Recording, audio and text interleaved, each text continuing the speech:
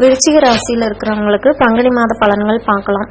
குரு பகவான் லாப வீட்டில் வலுவா இருக்கிறதுனால 7.5 சனியால் ஏற்படுற பாதிப்புகள் கொஞ்சம் கொஞ்சமா குறையும். சமூகத்துல பெரிய அந்தஸ்துல இருக்கிறவங்களோட அறிமுகம் கிடைக்கும்.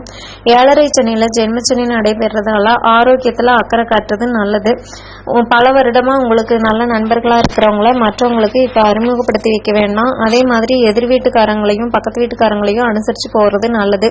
30ஆம் தேதி வரைக்கும் புதன் சாதகமா இல்லாததால ஒருவித சலிப்பு, சோர்வு, உறவினர் நண்பர்களுடன் விரிசல்கள், பணப்பற்றாக்குறை இதெல்லாமே வந்து போகும்.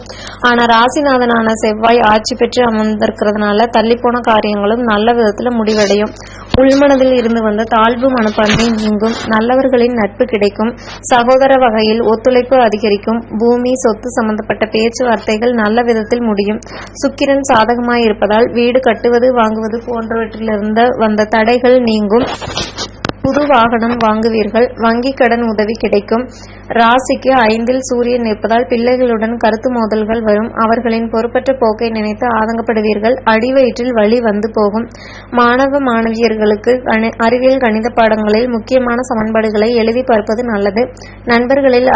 நண்பர்களிடம் அரட்டை பேச்சை குறைத்துக் கொள்ளுங்கள். பெண்களுக்கு காதல் விவகாரங்களில் குழப்பங்களும் தோல்வியும் வந்து போகும். தகுதியில்லாதவர்களை தரமானவர்கள் என்று நினைத்து ஏமாற வேண்டாம்.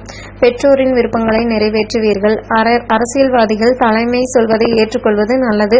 தொகுதி மக்களை தவிர்க்க வேண்டாம்.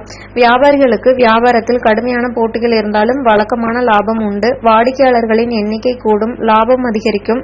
குரு சாதகமாக இருப்பதால் வெளிநாட்டு தொடர்புள்ள நிறுவனங்களின் ஒத்துழைப்பு கிடைக்கும். அவர்களுடன் ஒப்பந்தம் செய்வதற்கான வாய்ப்புகள் வரும். பங்குதாரர்கள் வேலையாட்களின் ஒத்துழைப்பு அதிகரிக்கும். உத்தியோகத்தில் இழந்த சலுகைகளை மீண்டும் பெறுவீர்கள். அதிகாரிகளின் ஆதரவு கிடைக்கும். சக ஊழியர்களுடன் ஈகோ பிரச்சனைகள் வந்து போகும்.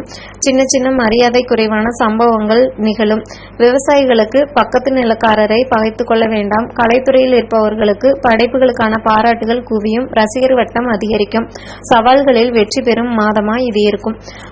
ராசியான தேதிகள்னு பார்த்தீங்கன்னா மார்ச் மாதம் 14, 15, அப்புறம் 21ஆம் தேதியிலிருந்து 24ஆம் தேதி வரைக்கும், அப்புறம் 30, 31. ஏப்ரல் மாதம்னு பார்த்தீங்கன்னா 7ஆம் தேதியிலிருந்து 11ஆம் தேதி வரைக்கும். சந்திராஷ்டம தினங்கள் ஏப்ரல் 2ஆம் தேதி சாயந்தரம் 6 மணியிலிருந்து 4ஆம் தேதி இரவு 9 மணி வரை. பயணங்களின் போது கவனமா இருக்கிறது நல்லது. பரிகாரம்னு பார்த்தீங்கன்னா காஞ்சிபுரத்தில் அமைஞ்சிருக்கிற சித்திரகுப்தன் கோயிலுக்கு போயிட்டு வாங்க. ஏதாவது மரம் நட்டு பராமரிக்கிறது நல்லது. தேங்க்யூ.